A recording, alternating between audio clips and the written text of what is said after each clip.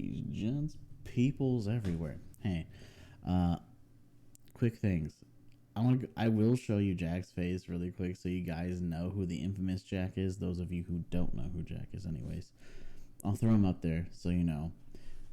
Just some quick updates before I bring him in here. I didn't stream at all this week, and you're probably wondering, Steven, I subscribed to you. Why? I'll tell you why. My internet is out, so me uploading this, I'm surprising is working right now, to be honest. So definitely not working enough to stream right now, so basically I have to wait till next week to hopefully start streaming by next week. If I can't start streaming by probably next Thursday or next Friday, then I'll have to wait till December, unfortunately. It's money has gotten really tight due to not having a job. Now I finally got a job. Now I can actually work, a bunch of other stuff. But I'm still going to stream, still going to do the podcast, still going to do YouTube. We haven't done a COD video in a while, so I've got quite a bit of material there. So I'll be getting those ready and up and going anytime now. I'm also going to look into getting some more stuff put in for merch, so like t-shirts, hoodies. They don't have hats yet, so maybe that's one thing we'll go for. And then a couple other things. We also have the ambassadorship, which will be a little bit of ways through. But anyways, guys, we're still going to get this out. This is really important. I want to get this podcast out. It's great. It's great for fun. And I love streaming, so we'll get back to that pretty soon here. So don't fret. Don't get mad at me. If you need to, buy one of my t-shirts, punch it a few times, and then snuggle with it. Maybe you'll feel better. I don't know. Anyways, guys, but seriously, if you haven't already, go ahead, like, subscribe, share with your friends, share with your family, throw it on social media, throw whatever hashtags you gotta throw on there. I don't care. Number 1 hashtags, number 453 hashtag. I don't care. It's up to you. We'll figure that out. Anyways, guys, let me go ahead and get you guys where we're at here. Jack? Hello? Yeah, sorry, Jack. I was Hello? bringing you in. Welcome, Jack. Guys, let me go ahead and show him on screen here in Discord. This is Jack. He said bad hair day. So we tried to do a few things to get him on screen completely. The downside is I can't keep him on screen right now. Hopefully I want to get something figured out for that pretty soon. Yeah, here. I'm just here to play my game and get the job done. Yeah, pretty much sounds about right. Yeah. And he's drinking right now, so, I can see that truly. Dude, I can literally see the truly right there. What are you talking about? I can't hide it now. Oh my god, feels bad. Yeah, he usually drinks every podcast. I mean, I don't know if I should feel bad about that, but at the same time, I'm just like, That's a good thing, right? Quality content. True. It's brought us some great things, some great input from me. Oh, 100%. Anyways, guys, hopefully this ends up working like I'm hoping it will. So we're gonna start with some a fun time, also a real bad time. So League and Riot saying we don't care if you're having fun and getting things down. We're gonna change literally everything. Have a nice day. Yeah. So it's pretty much as bad as everyone expected. I mean, I'm kind of getting used to it now, but I've never felt like such a noob. Yeah, it gets brutal. By the way, guys, if you do hear my child in the background or a TV show in the background, I do apologize. My son just doesn't want to sleep right now. It's almost 12:30 in the morning, and I have tried everything. Hopefully he'll fall asleep. Anyways, but this is patch notes 10.23, as you guys see. But a lot of people are getting mad. Riot, for some reason, thinks it's always a good idea to literally just change everything for no reason. And it was good. Now, if they wanted to add those items in, and then slowly, like add one item, or 1 or 2 items, and then take the items they're supposed to be replacing out, that would make sense if they would take time doing that, but doing it all at once, it's just not good. I don't like it. Alright, so mid-patch updates. Ash, Frost Shot. Basic attacks against enemies affected by Frost Shot no longer deal bonus damage based on her crit chance if she owns Ginso's Rage Blade or Rage Knife, which is unfortunate. I don't know why that was really a big deal to take off, but I didn't think it was a huge problem. There's a lot of stuff that's not really going to make sense with the champion changes, because like until you understand the items, like they might have had a reason for some of the characters they changed, because Right. they like might be completely busted with certain items that are in the game now. Well, But that's how it's supposed to work, right? You know, yeah, they're yeah, supposed that's to be how it completely is. busted at first, and then they're like, we could change that, but we'll wait a year before we actually fix the problem. Facts. Garen fixed a bug where I will say I Priest. am What's in a up? match right now, but I'm still here. Yeah, Jack likes to play some League while he's in the podcast. It's just an ARAM, so yeah, I'm just Big brain. Fixed a bug where preseason's global crit damage reduced nerfed Garen's E judgment crits from 33% to plus 8%. So, guess that was a bug.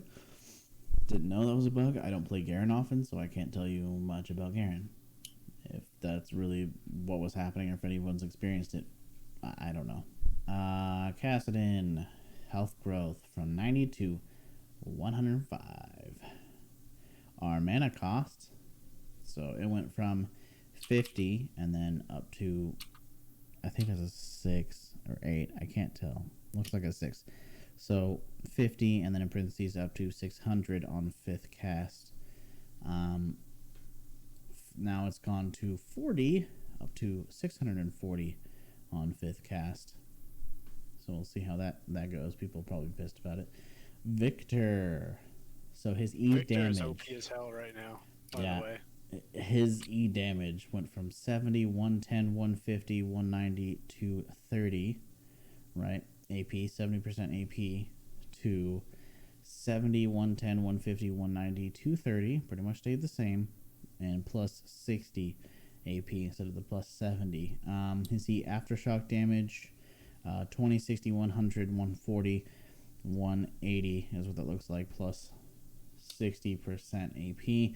Went to 20, 50, 80, 100, 140 plus 40% AP. Yeah. All right. he's busted as crap right now. 100%. They took away his. The reason they gave him all that is because they took away like his item thing, which he's had since his release. Right. So he's gonna be a lot different. It's kind of like, changing the problems that they've never done before, and then now they're doing it. Yeah. Well, that was kind of always his thing. Was like he had that item that scaled as the game went on. But I don't know. It's kind of dated. I mean, I feel like the only reason that was in the game originally was because that's the only way they could code it.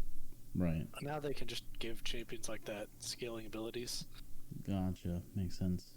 Vladimir's E, Tides of Blood cooldown now properly starts on cast rather than on release.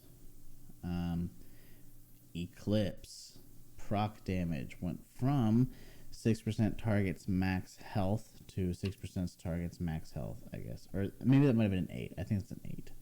Hard to tell because there's a line through it. Proc movement speed went from what looks like 20 or 30. Nope, looks like 30% went down to 15. So they literally cut his proc movement speed in half. Well, cut down the proc movement speed for Eclipse in half. Lindra's Anguish, Magic Pen versus Burning Targets, went from 5% per second up to 25% to 5% per second up to 15%. Don't know if that really affects much, but I'm assuming it will. Moonstone Renewer bug fix. Moonstone Renewers heal now properly procs if you're in combat and cast an ability on an ally who isn't in combat. I do apologize. I've been in the speaking problem today, and I don't know why. Ginso's Rage Blade used to cost 2,600 gold. And now it costs 2,800 gold. On hit damage looks like 45 per 20% crit chance. max of 225 to 40% per 20% crit chance for a max of 200. So they brought that down. Lichbane. Spellblade damage went from 150% base AD, 60% AP, to 150% base AD to 50% AP. All they changed was the AP, so pretty much not much. Jungle items. Burn damage AP ratio went from 10% AP to 30% AP. There's a bug fixed a bug where moving your jungle item in your inventory as it was being consumed to upgrade your smite allowed you to keep the item to sell back for gold. Weird. Okay. That's a good bug to get rid of. Yeah. In parentheses, we've also got a bunch of bug fixes. Not in parentheses, but in quotation marks. Because, yeah. Zoe, a bug fix. W, Spell Thief no longer creates teleport bubbles if an enemy tries to cast teleport on an invalid target. I didn't know that was a bug. That must have been horrifying to watch. Just like invalid targets just constantly, a bunch of like just bubbles just popping up everywhere. Oh my god, that'd be terrifying. Yeah, that one was crazy. I saw the clip of that. Oh my god. You could get like 1 million of them. Jeez, just keep like teleporting all over the map. It'd be ridiculous.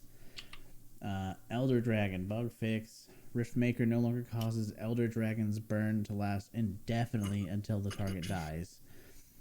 That was a problem? Didn't know that. That would have been awful. Oh my god. Well, I haven't experienced killing it in Earth, so I never really experienced that problem, but I didn't even notice it either. What?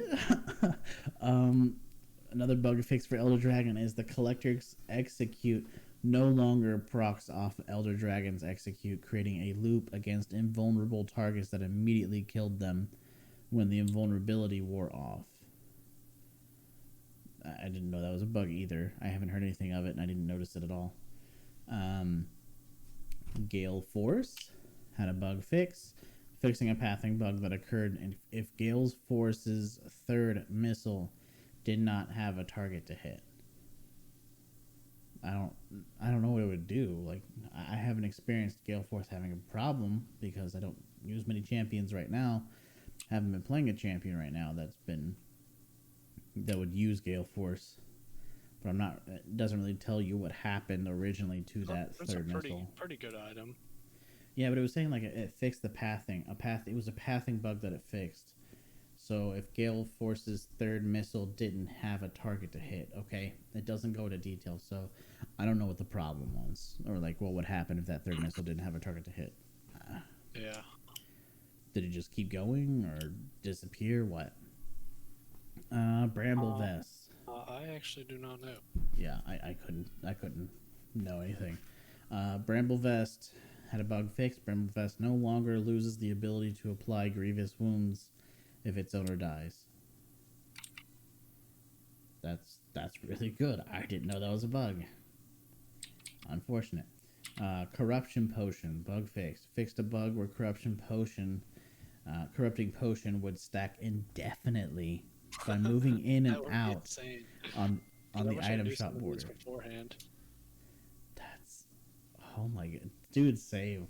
Like, I can only imagine like having an indefinite corruption potion, just like in Earth, just spamming it the whole time while you're fighting.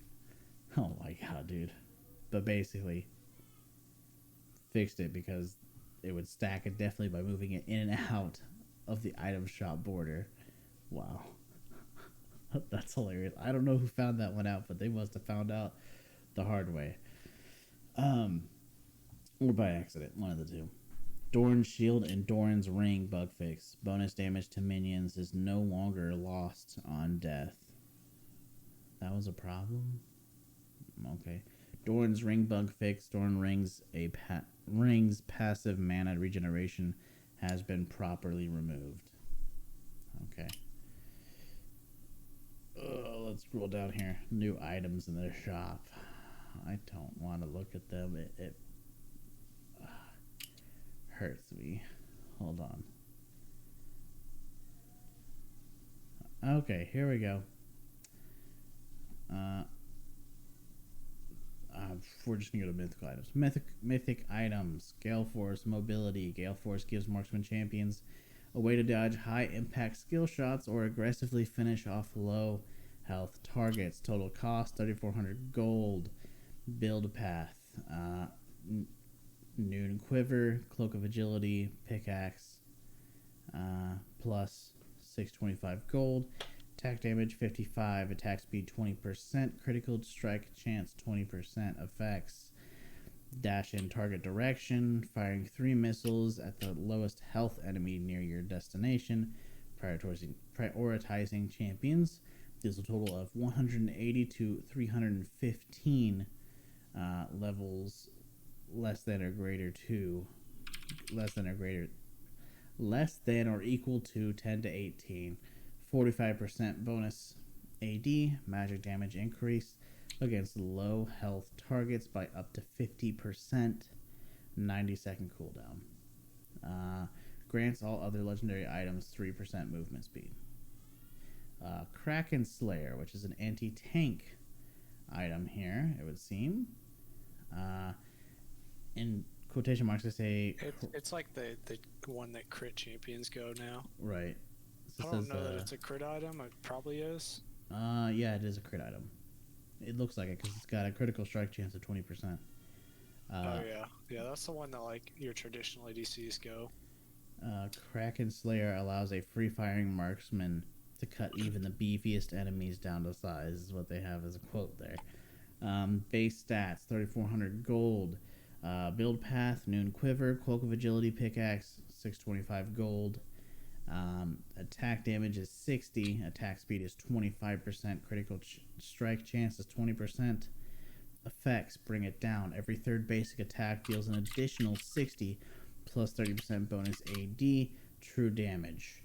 Mythic grants all other legendary items 10% attack speed. So basically, Kraken Slayer is going to be better than Gale Force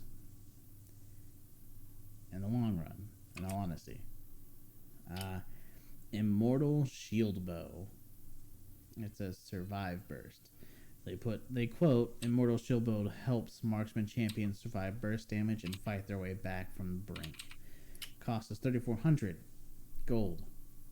Build path Noon quiver, cloak of agility, vampire scepter, plus 600 gold. Attack damage 50, attack speed 50%, critical strike chance 20%, lifesteal 12%. Effects lifeline when taking damage that could reduce you below 30% health, gain a 250 to 700 levels, about less than or equal to 10 to 18, shield for 3 seconds. Additionally, gain 15% lifesteal for 8 seconds, 90-second cooldown. Mythic grants all other legendary items 5 attack damage and 50 health. Interesting. Sunfire Aegis, or however you want to say it, ramping damage. They say as a quote, Sunfire Aegis, or Aegis, whatever you want to call it, turns tanks into dangerous threats for enemies who take extended fights. Cost 3,200 gold. Path Bami's Cinder, Aegis of the Legion, 700 gold. Health 450, armor 30, magic resist 30, ability haste 15. Effects immolate, deal 20 to 40. There's a lot going on here. You can read it. It's so hard. Magic damage per second to nearby enemies increased by 50% against minions and 200% against monsters. Which item was that again? This is the Sunfire Aegis. Oh, yeah. Damaging champions or epic monsters with this effect adds a stack, increasing subsequent immolate damage by 12%. A lot of people thought that tanks were going to be just worthless because our items are not very good, but a lot of the tank characters that needed it, they gave buffs to. Oh my god, I'm getting clapped. Flame touch buffs too, but like not all of them are honestly that bad. Right. Like, some of them, are strong, like, and they got buffed. Okay. There's like, I don't know. I don't think their items are like as good as a lot of the other roles items, but like they don't seem bad. I mean, it's kind of dumb to think tanks are going to be bad. Like they're always useful. They're just tanks. Like I've never thought a tank would be useless. They definitely have their. Excuse me. They always have their purpose.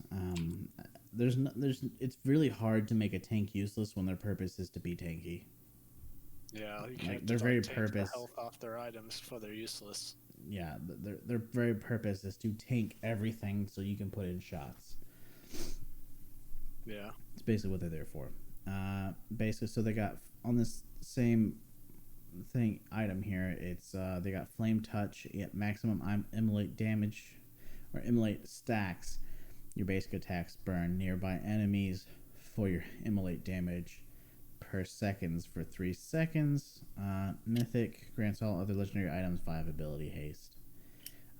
Frostfire Gauntlet. Frostfire Gauntlet can now turn tank into inescapable behemoth, is their quote. Total 3,200 gold. Bammy Cinder, no magic mantle, chain vest plus 950 gold, health 350, armor 50, magic resist is 25, ability haste is 15.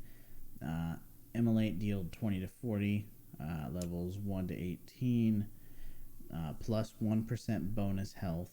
Magic damage per second to nearby enemies increased by 50% against minions and 200% against monsters. Snowbind, basic attacks, create a slow zone for 1.5 seconds, 4-second cooldown. Enemies that move across the zone are slowed by 30%, plus 4% per 1,000 max health. Mythic, grants all of the legendary items 100 health and increases your champion model by 7.5%. Jesus Christ. Cancer. Turbo. So what does that mean? Size? Yeah. Everyone loves the size buffs.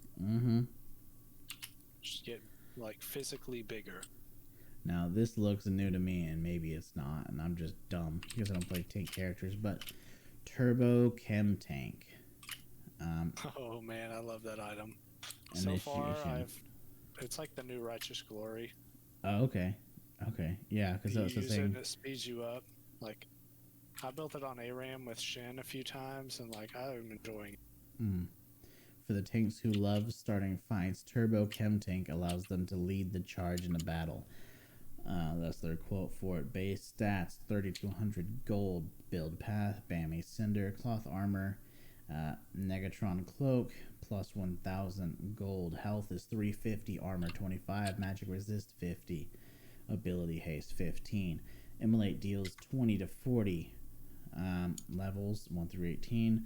1% bonus health. Magic damage per second to nearby enemies increased by 50% against minions, 200% against monsters. Supercharged active grants 75% movement speed towards enemy champions or turrets for 4 seconds.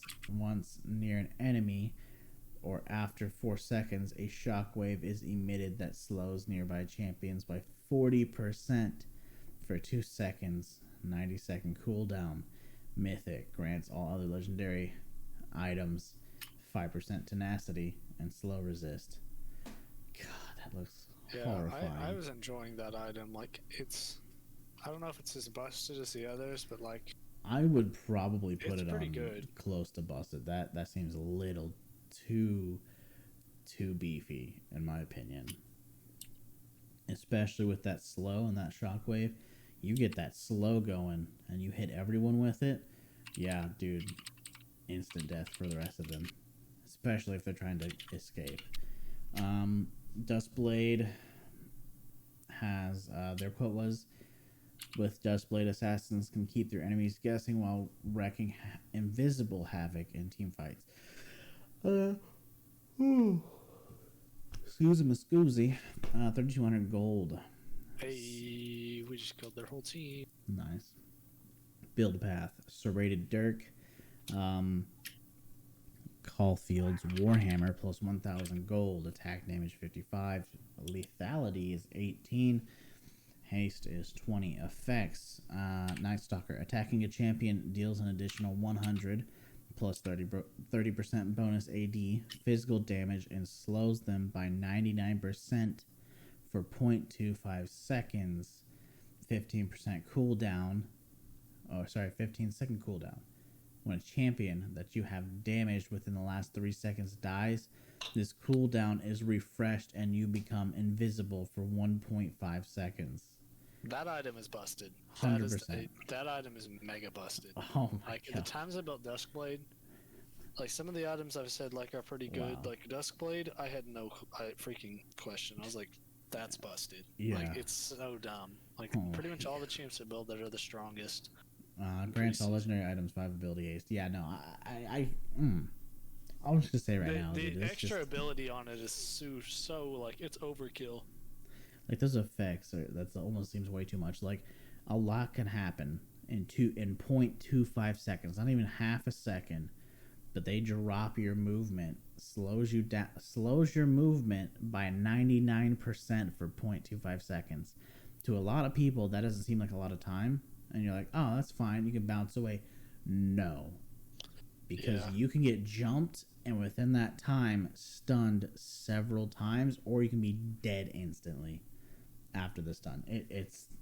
That's broken. 100% broken. Eclipse, so dueling is what it's under. Eclipse helps assassins weave in and out of fights and take down, tank your opponents, and draw out encounters. That's their quote. I saw some people going ham with Eclipse. Honestly, it seemed pretty strong. Well, actually, I got the stuff here for it. It's 3,200 gold. Serrated Dirk is the build path with Vampire Scepter, Longsword, and plus 850 gold. Attack damage 55, lethality is 18. Omnivamp is 10%. Effects: Ever Rising Moon, hitting a champion with 2 separate basic attacks or abilities within 1.5 seconds, deals an additional 8% max health physical damage, grants you 30% movement speed, and a 150 looks like plus 40% bonus AD for melee champions, or 100 plus 30% AD for the ranged champions. Shield for 2 seconds, 6-second cooldown for melee champions, 12-second cooldown for ranged champions. Grants all legendary items 4% armor penetration. That's gross. That's kind of gross. That item seemed pretty good whenever I played against it a few times. I would need to play with it and then play against it to kind of get a feel on does it actually do the work. Prowler's Claw, Assassination. Their quote is, Prowler's Claw lets assassins get up close and personal with their prey, amplifying their damage for one fatal combo. Okay, we'll see here. Basic stats, 3,200 gold. Build path, Serrated Dirk, Caulfield's Warhammer, plus 1,000 gold. Attack damage 55, lethality 21, ability haste 10. Effects: Sand Swipe active. Dash through target enemy, dealing 100 plus 30% bonus AD physical damage. For the next 3 seconds, you deal 15% increased damage to the target, 60-second cooldown. Mythic, it grants all legendary items 5% or 5 lethality. Jesus. Nice. Okay. Leandra's Anguish, anti-tank. Their quote is, Leandra's Anguish allows mages to burn through health and resistance and excel in longer fights. Base stats, cost 3,400 gold. Build path, Lost Chapter, Fiendish Codex, and plus 1,200 gold. Ability power 80, mana 600, ability haste 20. Its effects: Torment, dealing damage with abilities causes enemies to burn for 15 plus 2.5 AP plus 1% max health magic damage per second for 4 seconds. Gain 5% magic penetration per second against burning targets up to 25%. Grants all other legendary items 5 ability haste. honestly, I don't use it much, and I probably should. Luden's Tempest is the next one, burst damage. Their quote is Luden's Tempest offers mages upfront burst power and speed to reposition for another round. Yeah, I do like this item a lot. Base stats 3,400 gold, Lost Chapter, Blasting Wand, and 1,250 gold for the build path. Ability power is 80. Magic penetration is 10. Mana 600. Ability haste is 10. Effects echo. Damaging abilities deal an additional 100 plus 15% AP magic damage to the target and 3 nearby enemies, and grant you 30% movement speed for 2 seconds, 10-second cooldown. Grants all legendary items 5% penetration, or 5 magic penetration. I keep saying percent, and I don't know why. My brain's not working. You guys can see this. It's okay. With Everfrost, mages can control the battlefield and lock down their opponents in ice. This is especially useful for disengaging. That's their quote. Base stats 3,400 gold. Build path. Lost Chapter, Blasting Wand, 1,250 gold. Ability power 80, health 200, mana 600, and ability haste is 10. Glaciate, which is active. Deal 100 plus 30% AP magic damage in a cone, slowing enemies by 65% for 1.5 seconds. Enemies at the center of the cone are rooted instead. 20-second cooldown. Grants all legendary items 15 ability power. That's gross. That's actually really disgusting. I should try to use that on Veigar. 100%. Hextech Rocket Belt. I'm sure a majority of you know that. Rift Maker. I think you know that. Night Harvester. This one's a good one. Night Harvester, multi-kill. Their quote is Night Harvester is a great tool for magic damage dealing assassins and bruisers who want to work their way through the entire enemy team rather than taking out one target and then bouncing out of the fight. Total cost 3,200. Build path. Hextech Alternator, Ruby Crystal, Blasting Wand plus 900 gold, ability power 80, health 250, ability haste 15. Effects Soul Rend. Damaging a champion deals an additional 175 to 250, levels 1 through 18, plus 15% AP magic damage, and grants you 25% movement speed for 1.5 seconds, 60-second cooldown per enemy. Grants all legendary items 5% ability haste. So Trinity Force, majority of you should know that. Gorid Rinker. Trinity Force, tons of damage. Yeah, gross. I'm not really sure if I'm saying this right. Gorid Rinker. It's like Gored and then Rinker. It's a Gore Drinker, yeah. Yeah, I wasn't sure about that. Stride Breaker. Majority of these, Divine Surrender. I think these are all the stuff that we have here. And here we go. New legendary items. God, we're looking at it. So the Collector, burst damage. The Collector offers marksman champions a more aggressive option for when they try to find themselves facing squishy foes. That's their quote.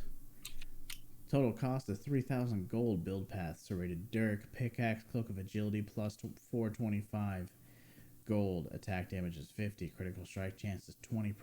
Lethality is 12. Effects, death and taxes, dealing damage that would leave an enemy below 5%, executes them. Champion kills grant an additional 25 gold. Oh my god. No, that's not good. Oh my god, that's gonna be like the go-to for everyone. That's gonna be like either third item or second item that people are gonna go to for ranged champions. Like, did you hear did you hear the effects on that one? Like, were you coherent in that like slight moment? Which item is it? The Collector. Collector. Yeah, dealing damage that would leave an enemy below 5% health, executes them. Oh, I haven't tried that yet. That sounds awesome. Champion kills grant additional 25 gold. That's gross. Navori Quick Blades is the next one. Navori Quick Blades allows crit heavy builds to scale their ability casting as well. That's their quote here. Base stats: total cost 3,400 gold. Build path: Caulfield's Warhammer, Pickaxe, Cloak of Agility, and 825 gold. Attack damage is 60. Critical strike is 20%. Ability haste is 30. Effects: deft strikes. Your critical strikes with basic attacks reduce your non-ultimate ability cooldowns by 20% of their remaining cooldown. Next one is Force of Nature. Force of Nature helps turn tanks into swift behemoths in the face of agility cast heavy enemies. Base stats 2,900 gold. Build path is Negatron Cloak, Legan Moonplate, Ruby Crystal, and 800 gold. Health is 350. Magic resist is 60. Movement speed is 5%. It absorbs. Taking damage from abilities grants you 6 movement speed and 4 magic resist for 5 seconds. Stacks up to 5 times. Each unique ability instance gives you 1 stack.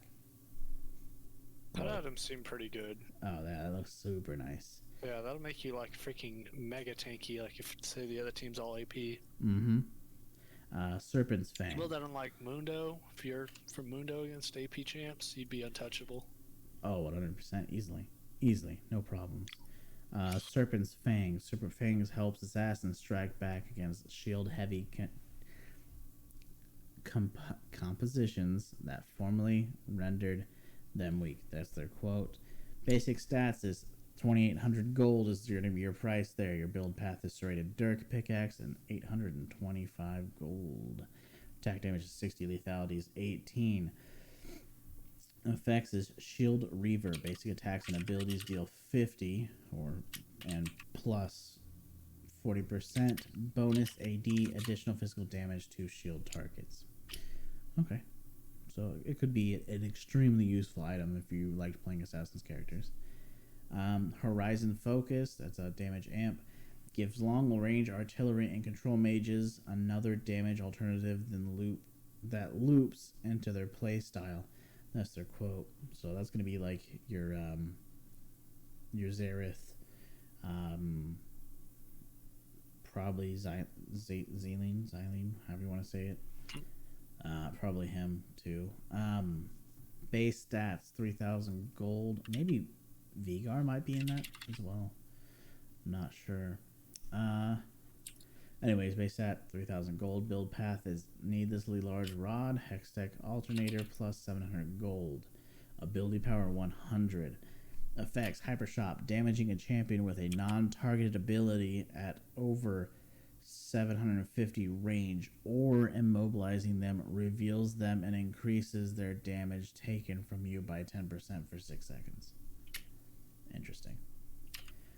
Cosmic Drive, if you want to deal death by 1,000 spells instead of one needlessly large burst and move fast while doing it, this is for you. That's their quote. Base stats is 3,000 gold. Build path, Fiendish Codex, Kindle Gem, Amplifying Tome, and plus 865 gold. Ability power is 70. Health is 200. Ability haste is 30. The effects is Spell Dance. Dealing damage with abilities grants 10 plus 20% ability haste movement speed for 4 seconds. Okay. I don't know how viable that would be, or that will be, or if it could be imperative. I don't know. These are new, so some of them are probably bugged. I don't know if you went over this one, but Demonic Embrace. We're actually about to jump legendary on item. Yeah. So strong. Yeah. Such a good item. I'm glad you said that because I have it pulled up right now. It's literally the next one. That's a good item. Yeah, so they say a new helm for those bruisers and battle mages that want to get into the thick of things, bulk up, and deal excellent damage over time. That's their quote. Base stats cost 3,000 gold. Excuse.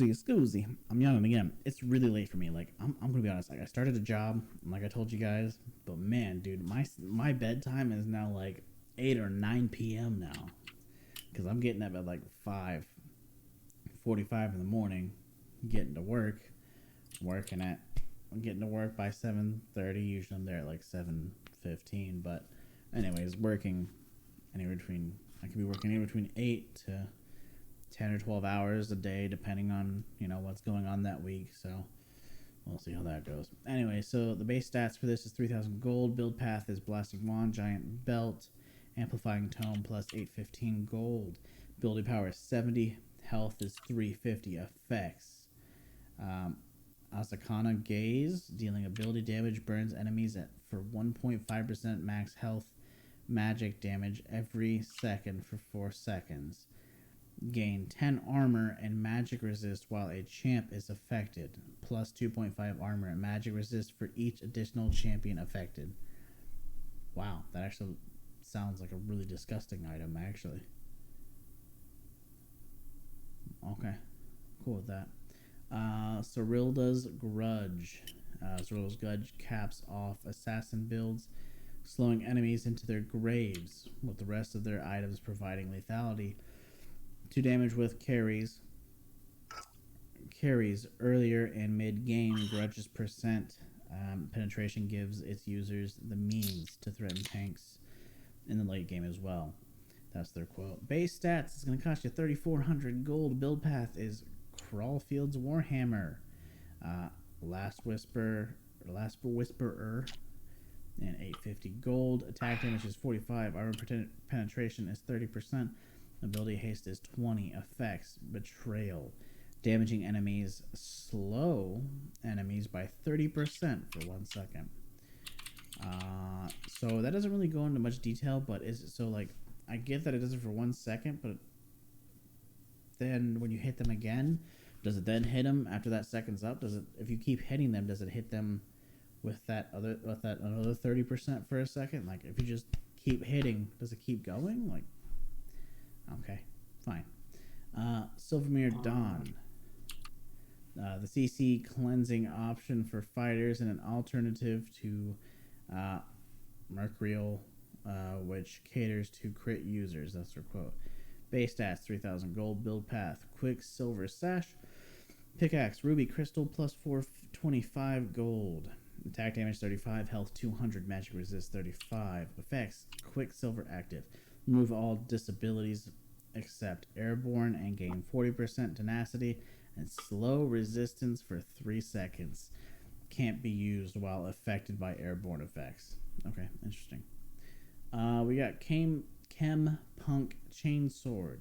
Grievous Wounds option for fighters and enemies that will help you finish off pesky healers' comps and when they're at low health. That's their quote there.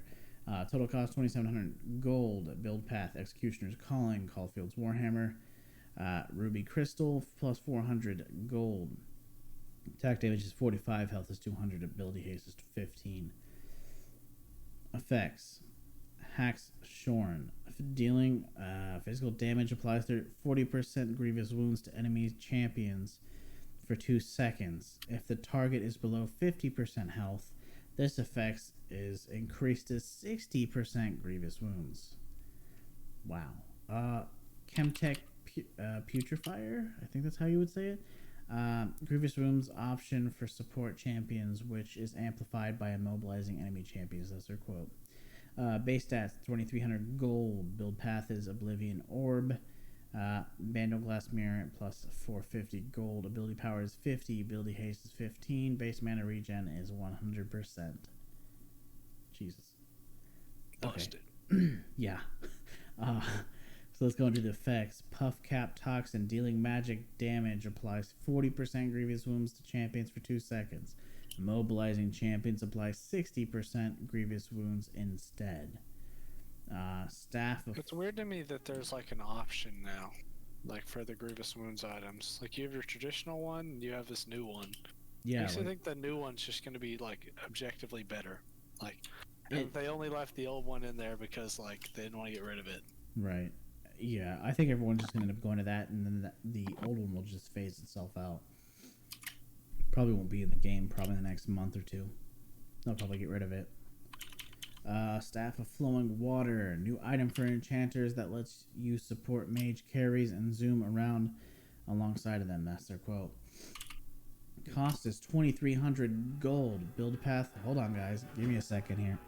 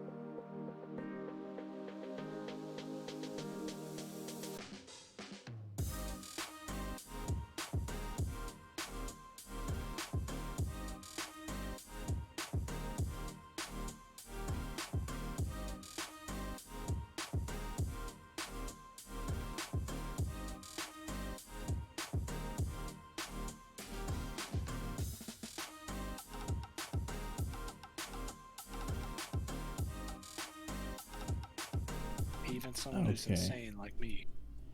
I'm back. Sorry, guys. Yeah, welcome back. The wife had some problems and she accidentally called me, not meaning to. Good. Okay. It's all good. Little buff. You guys got a nice little entrance. I'm not editing that out. Just saying. Anyways, so we pretty much got to majority of this. Cost 2,300 gold. Build path. Forbidden idol. Blasting wand. 650. Blasting wand. 650 gold. Ability power 60. Heal and shield power of 10%. Base mana regen 100%. Effects: rapids, healing, or shielding an ally grants you both 15% movement speed and 20 to 40 ally levels 1 to 18 ability power for 3 seconds. Stirring ward stone. Hold control wards. Let me go ahead and turn all this off because I don't want to hear it. Anyways, throwing that away from me. Ever needed one more pocket? We're taking a swing at solving the age-old inventory crunch for support players by giving them access to a growing item that can hold control wards. Base stats, 1,100 gold. Rules for purchase, must be level 13. Effects, arcane cash. This item can store up to 3 purchased control wards. Blooming Empire. This item transforms into Watchful Wardstone once you've placed 20 stealth wards. Oh, okay. Watchful Wardstone. Keep your final slot for some combat power while establishing your dominance as the Vision Controller. That's their quote there. Base stats, upgrade from Stirring Wardstone. Ability haste 25. Effects, Arcane Cash. This item can store up to 3 purchase control wards. Vision of Ixtal, I guess. Increase your stealth ward and control ward placement caps by 1. Vigilant Wardstone. Scale later into the game by turning your ward slot into a power slot. The 6 item fantasy is now a reality for supporters. That is their quote there. Base stats, 2,300 gold. Build path, Watchful Wardstone plus 1,200 gold. Ability haste, 40.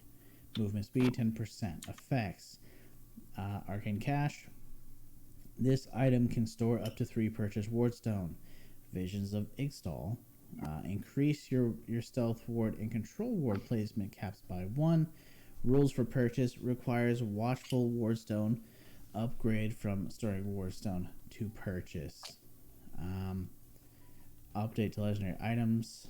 So let's see here. Mortal Reminder no longer grants armor penetration, but builds from Zeal. Now offers improved Grievous Wounds. Base cost 2,700 gold. Build path, Executioner's Calling. Zeal 700 gold. Attack damage 20. Attack speed 25%. Critical chance 20%. And movement speed 7%. Sepsis. Jesus. I'm dyslexic, so I'm just gonna put random letters in there. So do forgive me. Dealing physical damage applies 40% grievous wounds to enemy champions for 2 seconds, dealing 3 consecutive basic attacks to an enemy champion, and chances this effect to 60% grievous wounds against them until the effect is allowed to elapse. Rage Blade now grants 1-hit damage based on critical strike chance, but you can't crit. No longer grants stacking attack speed, no longer grants attack damage, ability power, or penetration. Okay, so useless. Got it. Phantom Dancer no longer has lifeline, grants ghosting, movement speed, and bonus attack speed after consecutive attacks. Lord Dominic's Regards now has critical strike chance, deals additional damage against high health targets. Essence Reaver now builds out of Sheen and has a Spellblade passive. Infinity Edge, increased critical strike damage, now scales with critical strike chance. Mana Moon now provides ability haste. Spending mana without hitting a target no longer grants stacks. Mana per stack and transform threshold reduced. Muramana. Bonus damage now applies to abilities in addition to attacks, no longer consumes mana or proc. Archangel Staff. AP per mana increase no longer grants ability haste or mana refund on cast.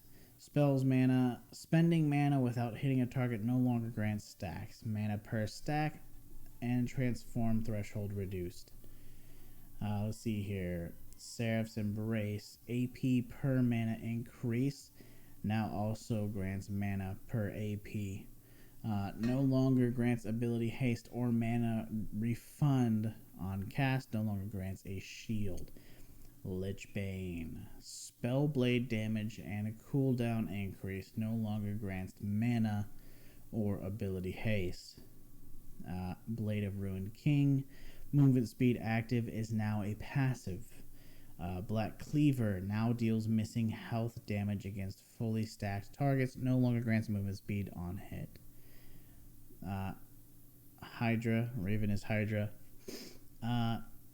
Cleave now also procs on abilities, and ranged base attacks now grants Omnivamp instead of Lifesteal.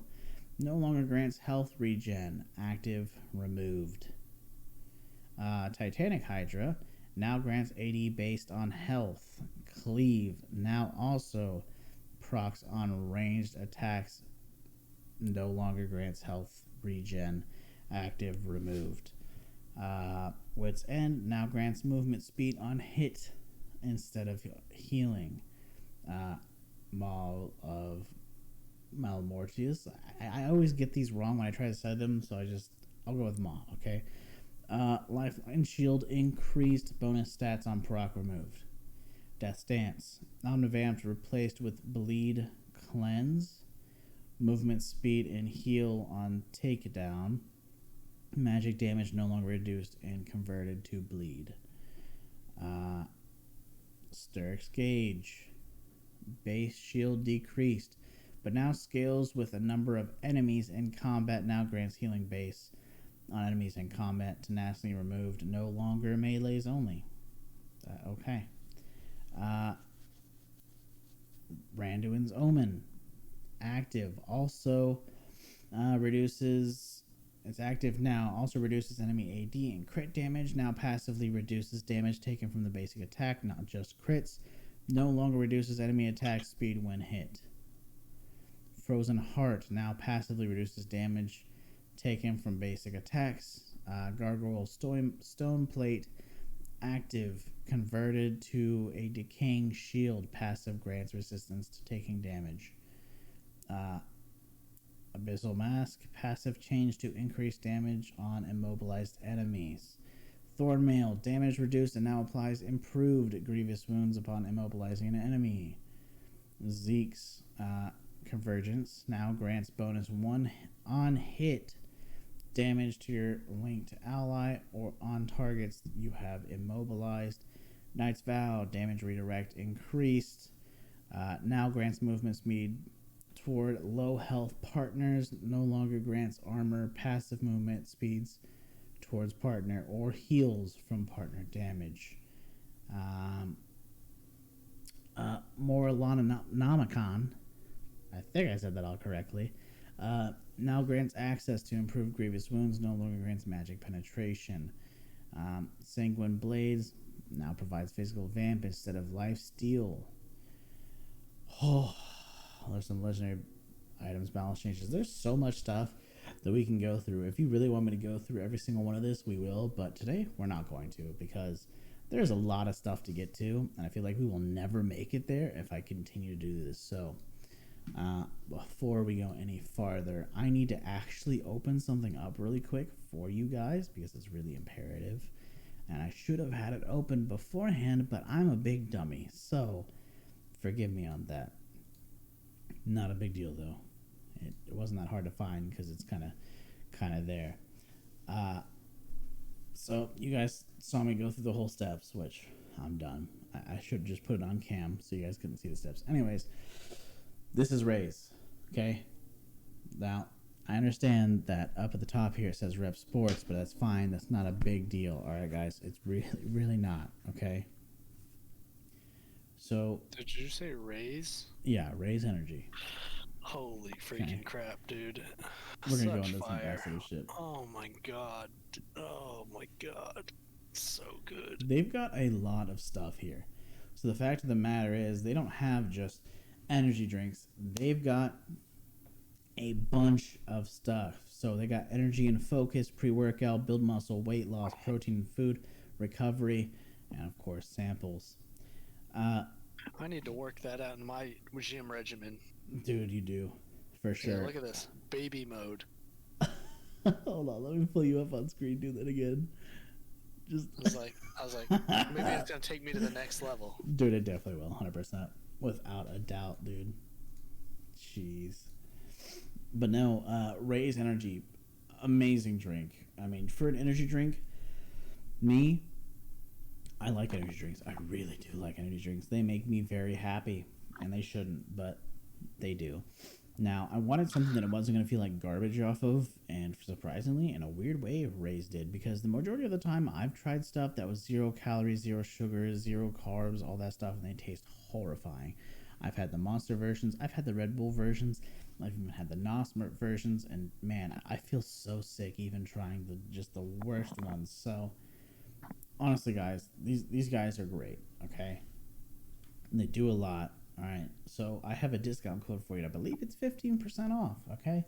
They also have a bunch of other deals and stuff always. They always have a bunch of deals. Okay, guys, but seriously, all that stuff's going to be in the description. Link to this website's going to be in the description. Discount code is going to be in the description. But I want you guys to see here, this is some really good products. It's not just energy drinks, but if you're really big into energy drinks, they got them. You're big into pre-workout and you're working out a lot, they got pre-workout.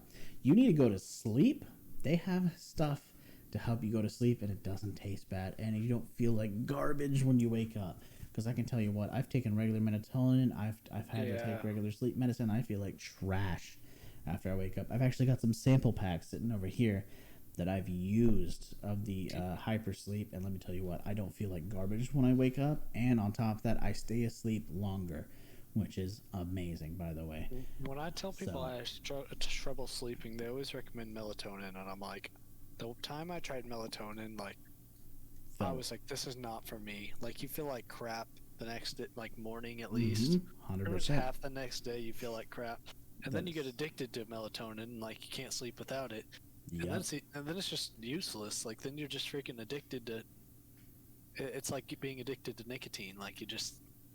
Spending money on it to just not have control of your sleep schedule. Like, you might as well freaking just do something else, like freaking weed, actual sleeping exercises, right? Meditating. I think it's the only way to go. Like, and I haven't tried Razes, but I definitely tried like the teas they used to sell, the Bob Marley ones. Yeah, those didn't do it for me either. Those actually worked for me. Did they? Like better than melatonin at least. I was sad when they stopped selling them. And this stuff might actually work for you. I'm gonna be honest, guys. Like, this is a place that is like amazing. They have a new product out. It looks like it's Recuv 7. I'm assuming it's short for recovery, but it's called Recuv 7. I'm not sure what that's for because I haven't been going through a lot of stuff because I don't have money to buy anything right now. But I really, really want to get on top of getting some more energy drinks. Also, if you guys have some family, friends who own businesses of any sort that would like to sell drinks and energy drinks in general, let me know and I can see what I can do to work out a deal with with them, whether to be their personal vendor or to just give them the discount, which honestly, I'll just give them the discount code and they just use that discount code all day long. They'll be making stupid amounts of bank off of this energy drink. He's got some good stuff, Tell your friends. If you know someone, meet them in a dark alley. 100%. If you got someone who's a friend, a family who owns a gym of some sort, tell them to get a hold of me. Share this with them. Give them my discount code. Give them this website. I mean, heck, even have them send me an email or a private message. I do not care. I will give them whatever information that they need so that they can start giving out this product because it is an amazing product, not only for an energy drink, for not only gamers, people who work out. Their pre-workout's great. The recovery stuff's great for your muscles. So, like, their whey protein stuff is great. Doesn't taste like garbage like the majority of the time it does. They've got a bunch of stuff, guys. Seriously. Check it out. It'll be better for you in energy drink wise and better for your body than the trash. If you're drinking Monster, NOS, Red Bull, all that stuff, not worth it. Guarantee it.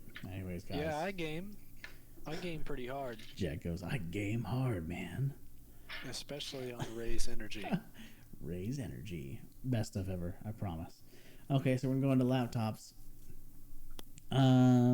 We got some laptops that are good for 2020, so we're looking at 12 best laptops of 2020.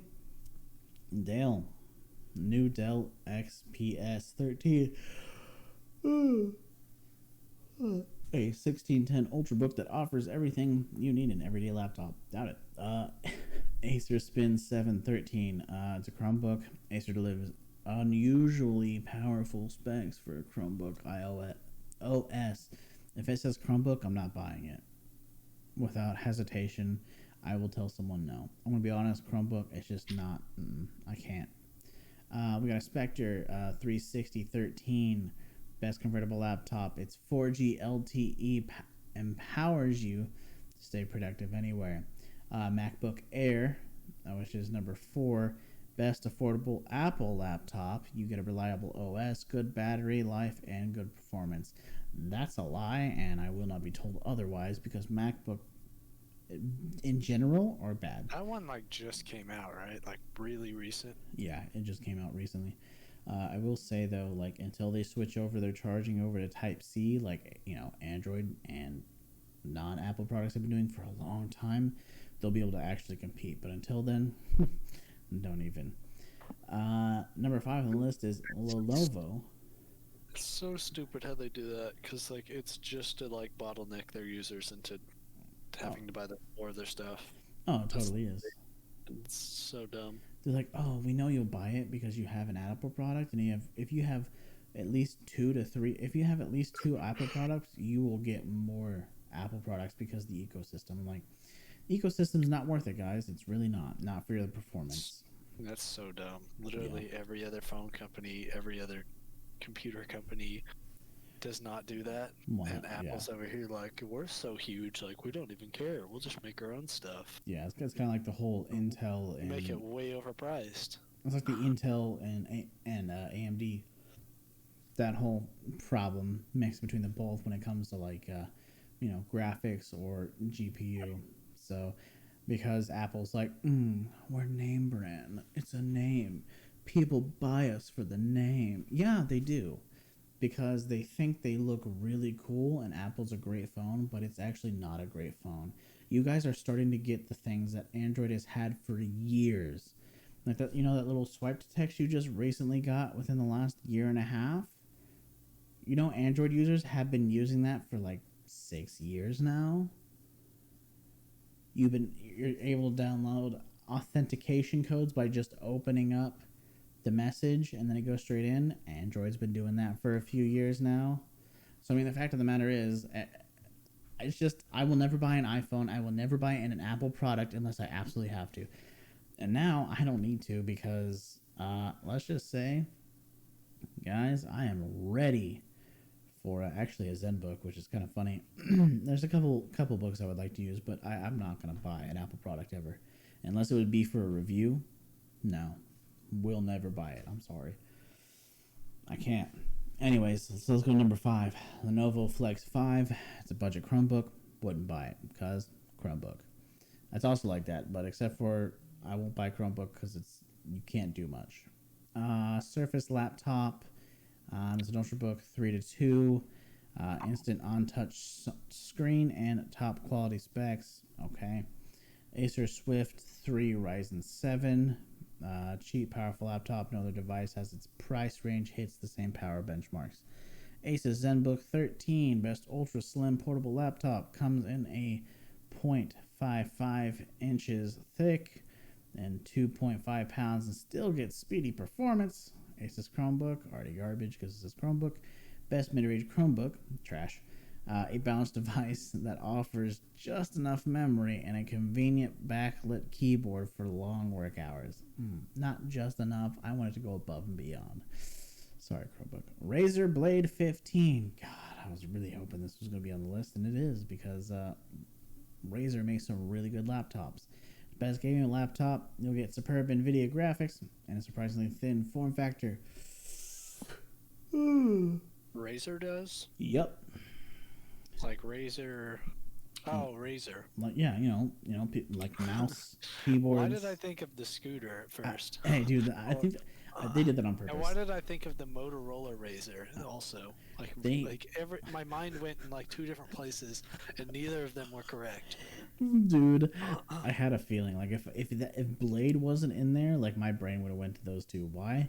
But I know for a fact that this company used Razer because they're using that name. And it knows that people are going to be looking this stuff up for nostalgia purposes. And they're going to be like, holy shit, we got a product that's called Razer, but it's not actually a scooter, and it's stuff for playing games. Bet, I'm down. Yeah, they're pretty much going on that nostalgia factor. Those scooters were insane. Dude, absolute god tier. MacBook Pro 13, best Apple laptop and upgrade to the Air and display mics, battery and ports. No, still trash. Lenovo Chromebook, Duet, gross. Chromebook, still gross. Best 2-in-1 Chromebook tablet, our lightest, thinnest, and cheapest pick. Yeah, I bet it is because it's garbage. Anyways, we're going to go to the morning after. Apple's been shitting itself. Or no, sorry, it always does, but PlayStation has been shitting itself. PS5 has launched, YouTube crashed, and Nike's Jordans can lace themselves. I don't care about those other ones. This is from Engadget. PlayStation 5 launched. Those of you who got your pre-orders, Sony said supply is going to be tight for months. There will be no launch fanfare or at retail stores either. The company is doing a for safety reasons because COVID-19 in the year that is 2020. This applies to all regions, the PS5's launch day, whether that's November 12th in the US or November 19th elsewhere. If you've suddenly decided a PS5 is the next-gen console for you and you want it now, there are a few options if you're lucky and fast. And we've laid them out here from Amazon. Good luck to Walmart. And why get the PlayStation? Get a taste the PS5 is actually out now. Like it kind of feels like they just kind of dropped it. Like they did.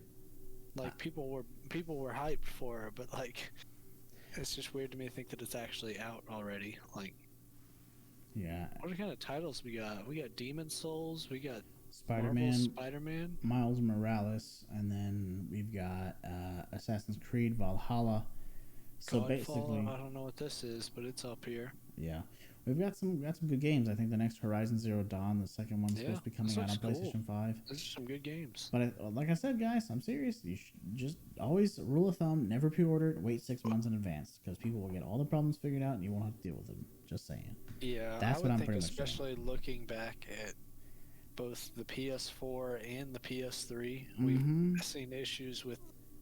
Well, the PS4 not as much, but the PS3, like when it launched, a majority of the OG ones died. Like mine lived, and I don't Right. know how. Mine, But mine, I think was like after the problem. So I ended up yeah, getting my PlayStation 3 after the problem, but I did buy it off someone. So who it knows? was My it, PlayStation might blow up on me anytime. it was still like from the time they made the original like giant block PS3 that was like $600 in launch, by the way. Mm-hmm. Uh, by the time they made the updated version that was cheaper, and it Just was didn't just wasn't so garbage. much better. Like it was Yeah. so much better made.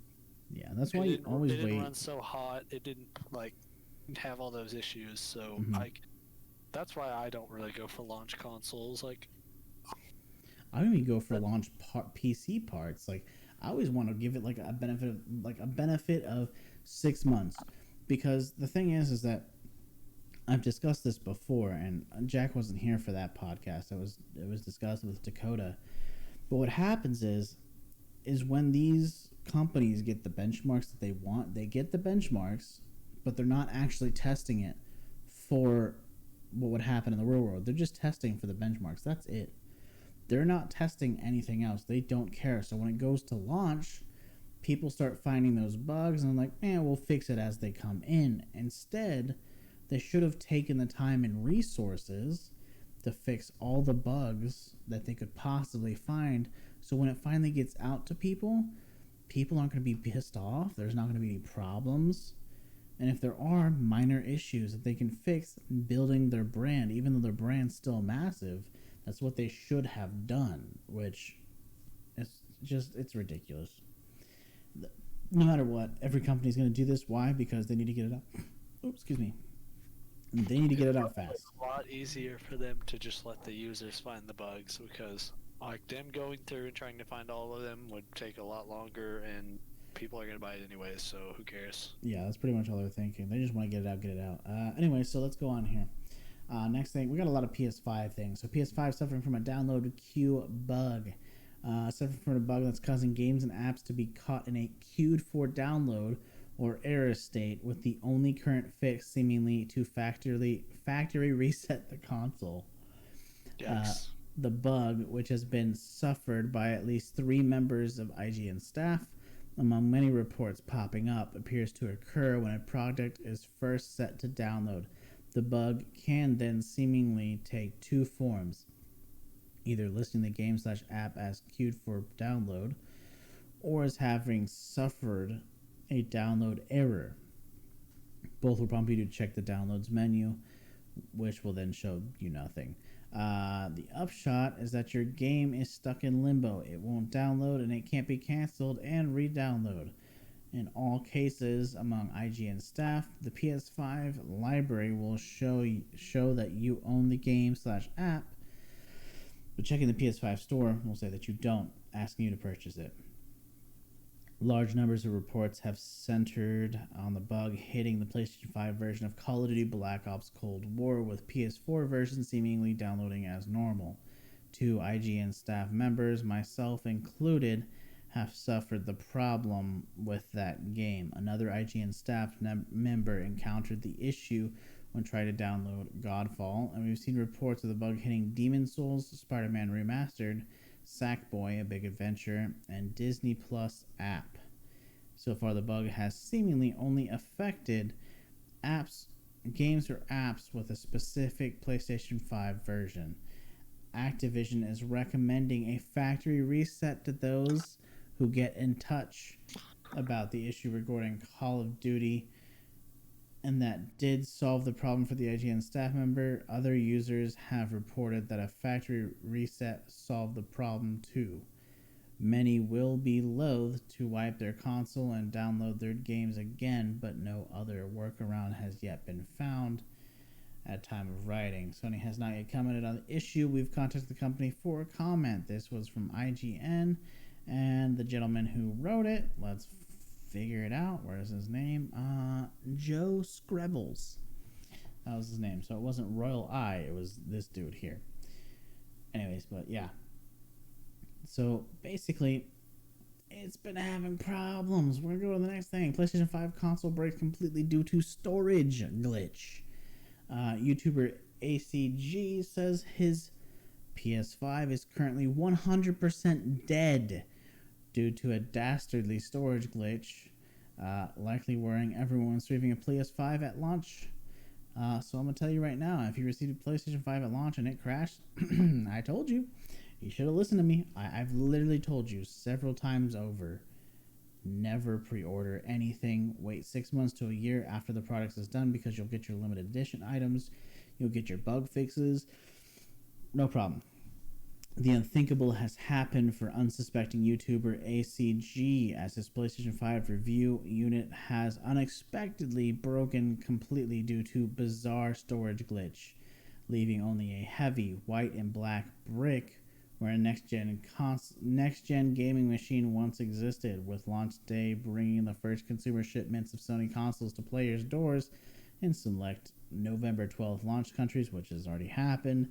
This is every early PS5 adopter's worst nightmare come true, and it could be a very ill omen. Yeah, well, I'm starting to think so. Despite being the hottest, hopefully not literally, item of the holiday 2020 season, the lead up to PlayStation 5's first launch wave tomorrow, or it already happened, has not been a completely smooth one. A notorious next-gen pre-launch fiasco amid the COVID-19 pandemic was the result of stunted supply lines, shortages, and customers' inability to pick up a new console in stores on day one for the first time in recent gaming history at high-profile PlayStation 5 game announcement events.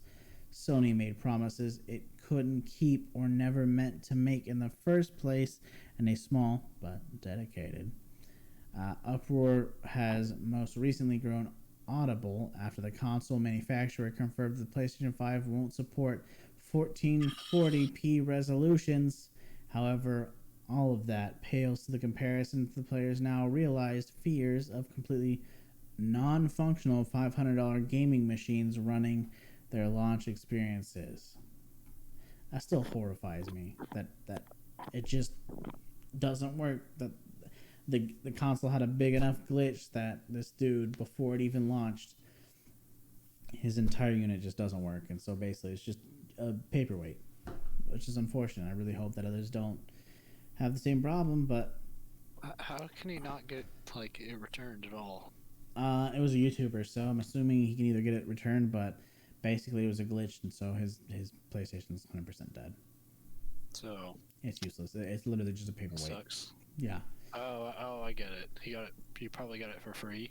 Yeah, he got it from Sony, and this was just before the launch, and so now we're having problems with stuff that promises they couldn't keep, and probably didn't mean to make them. There's shortages. Supply lines have been stunted. Customers aren't able to pick up the console in stores on the day of launch, which for the first time in recent gaming history. So that's horrifying to listen to. We got another PlayStation 5 thing, but I'm going to go ahead and go to the Apple. You guys remember the Epic and Apple legal battle that's been going on, which is still going on, but there's a lot of things happening. Begins today, technically. That was the 11th of this month of November. The judge presiding over the Epic Games versus Apple case has thrown out some of Apple's claims, brought in a countersuit against the makers of Fortnite. Judge what is it over? Basically it's over a lot of things, but one of the things was whenever you would buy something through Fortnite on the Apple Store, if you're ordering an Apple product, Apple would take a percentage of that. So Epic Games would not get the whole amount of money. There was a bunch of stuff going on then, but so it sounds like I bet you. I mean, it sounds like Epic is winning that case. Yeah.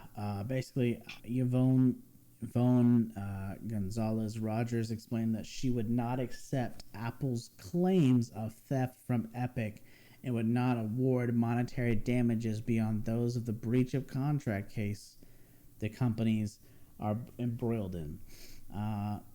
This is a high stakes breach of contract case and an antitrust case, and that's all in my view, the judge explained per Bloomberg. You can't just say it's independently wrongful, she told Apple lawyer. You actually have to have facts. The case will continue as a breach of contract dispute and will begin in earnest in May of 2021. I don't think a lot of people realize, like, when it comes down to the court, like, you can't just go in there willy-nilly. Like, you've got to freaking...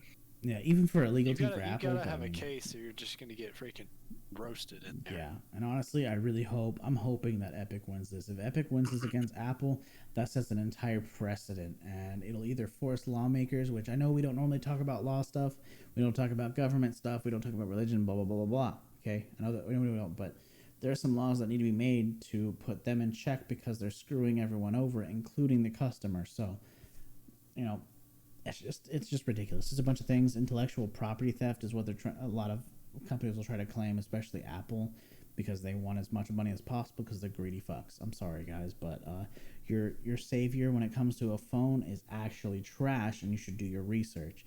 At least in Japan, they knew there was some crazy stuff in Korea and Japan, but at least they do it right and they get it to you.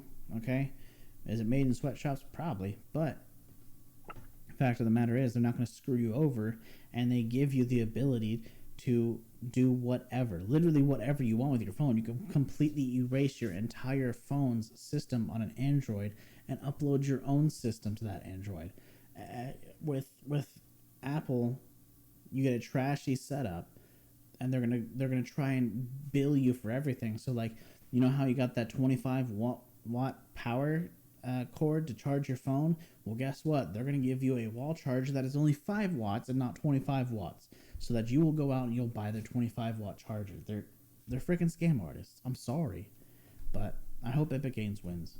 Epic Games should win, and I hope to God they do, and it'll set a precedent. I have one more PS5 thing, but hey, it's a good thing, and we'll get to that in a second. Let's go to the Xbox Series X. Apparently, you don't get to be a hipster and play an Xbox at the same time. Xbox Series X smoking videos likely faked with vape. Xbox responds. As you might expect, Xbox officials' advice around blowing vape smoke into your brand new next-gen console is pretty simple. Don't do it. After yesterday's widespread rumors around smoking Xboxes, the company put out an advisory tweet. We can't believe we have to say this, but please do not blow vape smoke into your Xbox Series X. Videos of Xbox Series X spewing smoke have seemingly been debunked as nothing more than a prank utilizing a vape. As Xbox Series X consoles begin making their way into people's homes, videos have begun appearing showing them fume with smoke, but those videos appear to be pranks that can be easily fabricated with nothing more than an Xbox Series X and a vaporizer. Basically, your tank and your mod do a puff puff, blow it out into your Xbox and make it look like it's going.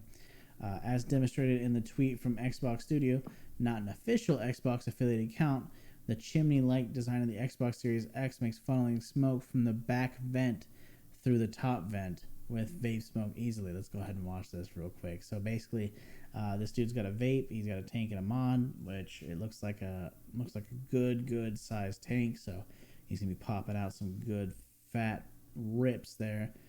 Probably gonna hit that vape, and we'll see here. It's a 57-second. I don't have the sound on because I don't think you guys need the sound on. It looked like it was in a foreign language, so either way, we probably couldn't understand him in English. I'm gonna let him go. He's taking forever to do it. He just keeps touching it. So get the vapey boy, blow that bitch in. I want to see what it looks like because I want to see how bad it actually gets. There's no way people are dumb enough to believe that this is actual vape, you know the difference between hardware burning up and actually on fire. Yeah, no, yeah. If you guys can you guys can obviously tell this is not something on fire. There is a different color and there is a smell, and it does not look like that at all. Yeah, so these people are definitely full of shite. One of the biggest rumors leading up to the launch of the Xbox Series S was the console had an issue with overheating.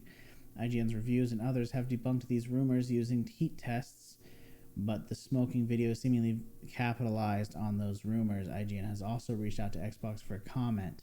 There are some real day one issues with the Xbox Series S regarding firmware compatibility with certain TVs, and Xbox Live was temporarily down yesterday, preventing some users from properly setting up their consoles, but those are unrelated to any kind of overheating. That one's not very fair because like their servers are probably getting flooded. Oh, 100%. That's usually what happens. People setting up their accounts, so like it's pretty makes sense that it would just go down. Yeah, and like one thing is I don't know what happened, but for some reason a couple days ago I posted it on every social media. By the way, I'm gonna put I have every social media in the description, so go ahead and go to all that. I even have a new Parler account because I think what is Parler? Parler is almost like a Twitter and Reddit put together. It's weird. Has some similarities to Reddit, but it has a lot of similarities to Twitter, but it's run by a conservative guy, but I mean they don't dog on anyone, and they're not pulling your stuff off like Facebook is. They're not fact checking you. Why? Because if you're gonna say dumb shit, they're gonna let you say dumb shit, and they're not gonna fact check it, and they're not gonna pull it. And as long as you don't do anything illegal, they can't do anything, and they're just gonna leave it, right? So with the problems I've been having with Facebook and Twitter. Like, so you say he's conservative. Does that like change the platform at all, or is that just like? I don't imagine it does. No, it doesn't change the platform. I mean, like, yeah, a lot of conservatives have jumped on, but in all honesty, it's the best place for everyone because Twitter and Facebook have gone down into the drain. So is YouTube, and I really hope I find something better than YouTube to put this stuff on because. What worries me about Parler, like, I don't care for. I don't really like to have politics all over my feed, but like, I think Twitter, it's like they're all an echo chamber of some sort.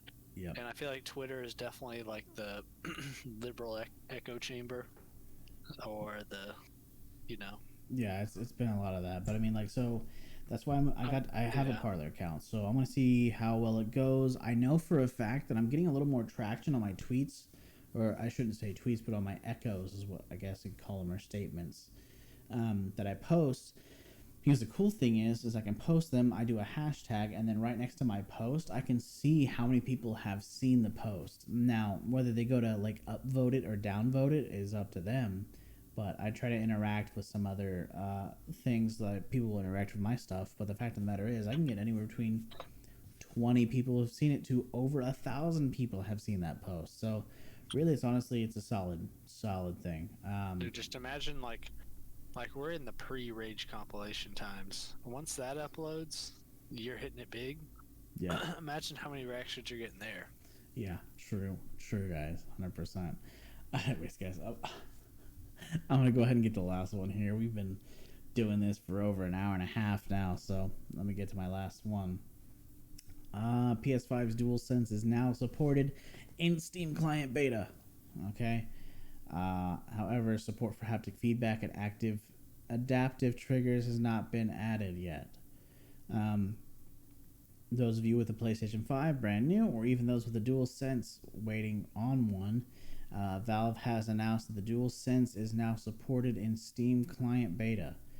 As revealed in the Steam Client Beta's latest patch notes, initial input support for the PlayStation 5 DualSense controller has been added, but features such as rumble, trackpad, and gyro are not yet supported. This means that while you are able to use the DualSense, official support is not ready for the haptic feedback, adaptive triggers, or gyro motion controls.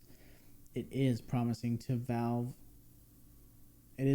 Valve chose to use the words "not yet," so there is hope that the PC developers may one day get the chance to experiment with the DualSense unique features for their games.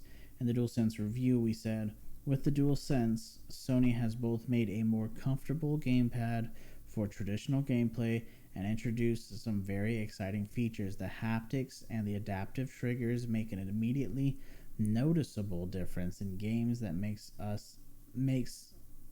use of them, and they offer an exciting potential for new and interesting gameplay experiences. DualSense is one of the 4 things we love about the PlayStation 5, from the way you can feel the tension by swinging from a web in Marvel's Spider-Man Miles Morales to the way you can feel the raindrops fall on Astrobot's umbrella in your hands in Astro's playroom. I'm ready. I want a PlayStation 5. Don't get me wrong, I want one so badly, but I have to wait. 1, because I don't have money, and 2, I want to wait for all the problems to get out of it, and I want to wait for special edition PlayStation 5s. And I will get myself a special edition because I've never got a special edition of anything besides my current gaming computer. Now, I will say, I think they're trying to get a hold of the Xbox crowd with the new PlayStation 5 controller. The way it looks, it has like an Xbox feel to it. I think they're really trying to appeal to the Xbox people to bring them over, which would be a good idea, because let me tell you what, PlayStation has better games. I'm sorry. The only thing, Xbox has going for it is Halo. That's pretty much it. Steve, I know you've been trying, but you give Plasma for a month, $300, PS5. I don't even know how much they're going for. I think they're like $600. God, no. Yeah. Definitely wait till that goes down. Yeah. Because, thinking back on the PS3, whenever it came out, it was $600. I mean, in hindsight, I would never recommend anyone buying that for $600. Oh my god, that's just crazy. That's capitalizing on the demand, whenever it's first coming out. Because I know for a fact the PS3, no way in hell that was worth $600 on its release. So I looked it up on Google, right? And I put to shopping. I'm not even gonna jump and see where that's going. So I'm seeing one. Sony PlayStation 5 play has no limits. PlayStation 5 console, malicious gaming possibilities, blah blah blah. Digital edition from StockX, it looks like $890. A digital edition in Europe for $49. PlayStation 5 disc standard version in hand. Oh, probably someone bought these and are scalping them. Let me go to Amazon. That's probably the best option right now. Hold on. Yeah, there we go. PS5. Let's see what they have set for. Should be one of the highest ones. PlayStation 5 console. Thank you. That's PlayStation 4. PlayStation 4. I'm trying to get a price here. Jesus. PS6. I'm gonna go to Walmart. Walmart usually have a price for them. Walmart. Let's see here. Dude, I was just at Walmart. Yeah, you work there now. It is the easiest job I've ever had by far. Half the time when I go in, I swear I feel like I'm just there, I'm just chilling. Right. No, that's good. That's good. Okay, so I found it. All right, so yeah, I was getting scalped prices. That's what I was getting. People were scalping because they were getting them and then they were selling them for a shit ton for no reason. Anyway, so PlayStation 5 console, regular one, which means it has disc and digital, is setting at $499, so $500. PlayStation 5 digital edition only is $400, so $399. PlayStation 5 DualSense wireless controller is $69.96 at Walmart. HD camera for PlayStation 5 is $60, so $59.96. Miles Morales, the new PlayStation 5 game, is $70. Holy hell. But I want that game so badly. Damn. Assassin's Creed Valhalla PlayStation 4 is $50. Interesting. Anyways, guys, yeah, that's pretty much all we had for this episode of Press Start. I want to thank everyone for coming by who have made it this far. If you have made it this far, and I don't have anything special for to tell you, but all that, everything needs in the description. Like I said, all the race stuff's in the description. Follow my channel. 30-hour stream. Oh my god, you won't. It's scheduled. You no, it's not. It's not scheduled, but it's happening. No I was way, gonna dude. I was gonna do it the other day, but then I realized that if I were to do it, it was gonna go into my class the next day. So I was like, oh my god, dude. I'm just No waiting way. for the right time, and then I'm telling you, it's happening because I'm a total crackhead, and I know I can pull it off. We're gonna be doing everything. Oh my god, that would be insane. Okay, guys. Well, yeah. So his description for his Twitch will be in the description. Business time 15. It always will be. Thank you everyone for coming by, like you always do. Those of you who watched it all the way through, thank you for the recent views. Don't forget to go ahead and share, like, and subscribe so that we can get farther out there and have more fun, guys. I appreciate it. Thank you much. I will see you guys later.